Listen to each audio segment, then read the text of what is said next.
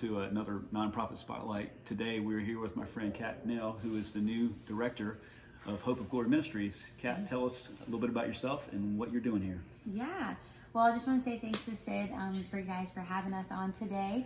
I am Kat. I have been at Hope of Glory for over 5 years. I started as an intern and then just kind of worked my way up. And in January of 2020, I transitioned into the new executive director here at Hope of Glory. Tell us, why does Hope of Glory exist? What are you guys all about? Yeah, so Hope of Glory exists to help families get to financial help.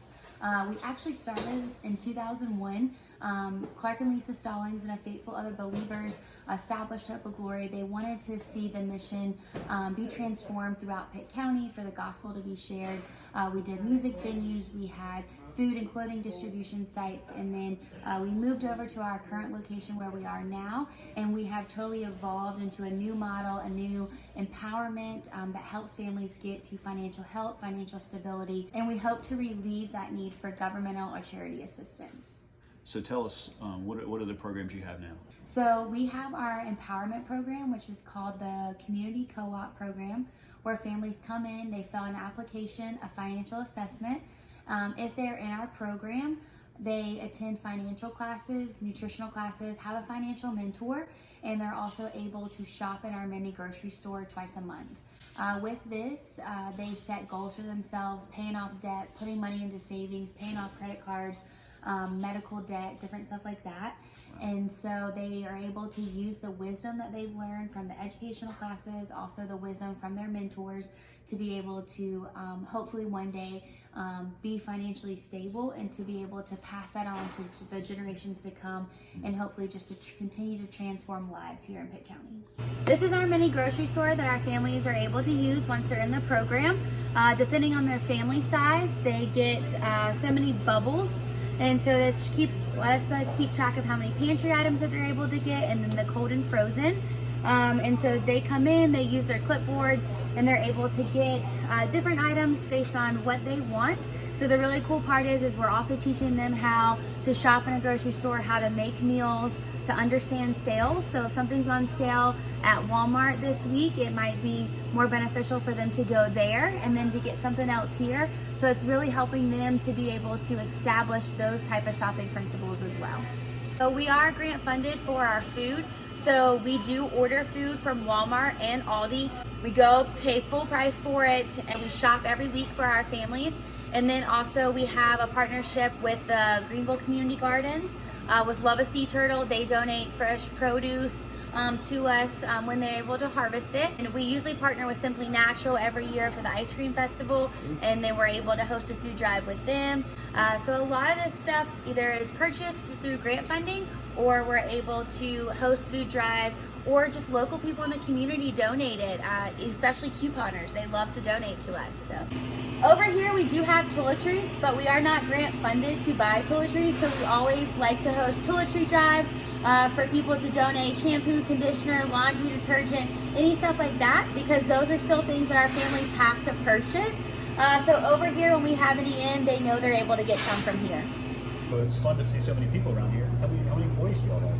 Yeah, so in the last 8 to 9 years, we've been able to go from 3 employees to over 15 right now, part-time and full-time. So that's definitely been awesome to see how this place has just grown. That's amazing. Yeah. Tell us about this great big thrift store behind us. Yeah, so our thrift store came about when we moved over here about 7 years ago. It's our supplemental income, so all the money that is spent in our thrift store goes right back into our ministry, goes back into our co-op families, that pours into our families, it pours into Pitt County.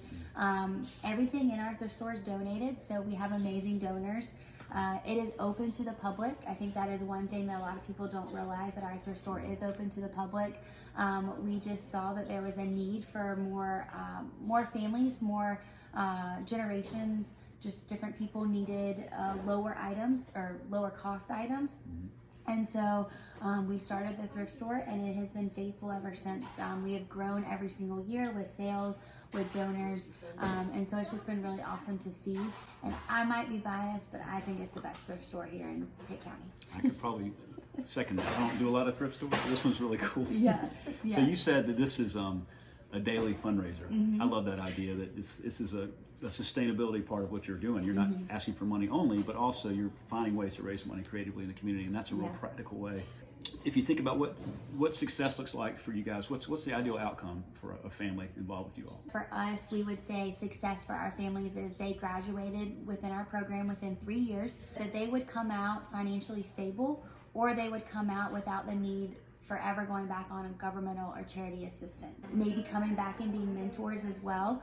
So they leave the program and then they pour right back into the program that kind of poured into them. So it's this cycle of changing lives, changing generations. How many families are you working with right now? Right now we're currently working with 17 families.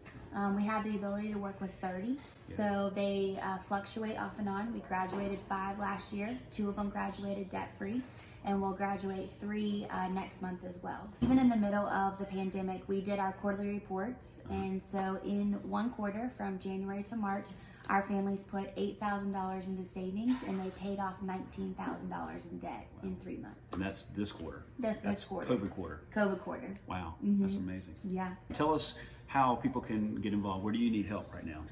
There's multiple avenues that people can get involved with us. The first is they can host a food drive. So our co-op program is fully grant funded, and then it also is funded through monthly partnerships. So we host food drives, churches, organizations.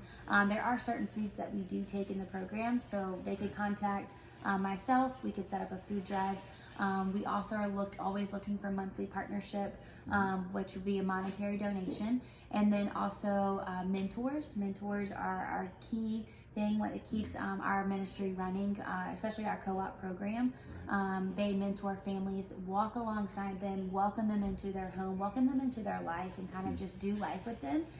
Because at the end of the day, that's what the Lord's called us to do, is to be the hands and feet of Him. So tell us how to get connected with you. Yeah, definitely. You can go on our website, www.hope-of-glory.org. You could call here, connected with me I would do all the food drives, all of the mentoring, working with our mentors, and then also monthly partnerships. That would be with me. So you could call the ministry and dial my extension, which is 201. Or if you have a family that is in need, send them by, have them pick up an application. They can talk to Tony Potter, and he'd be able to get them going. So, yeah, we love volunteers. We love people to get connected, partner with us. So that's awesome. So this is Kat Nell. That's with a silent K. And she is the new executive director of Hope of Glory, really making a great difference in our community. We're excited about what they're doing and hope you are too.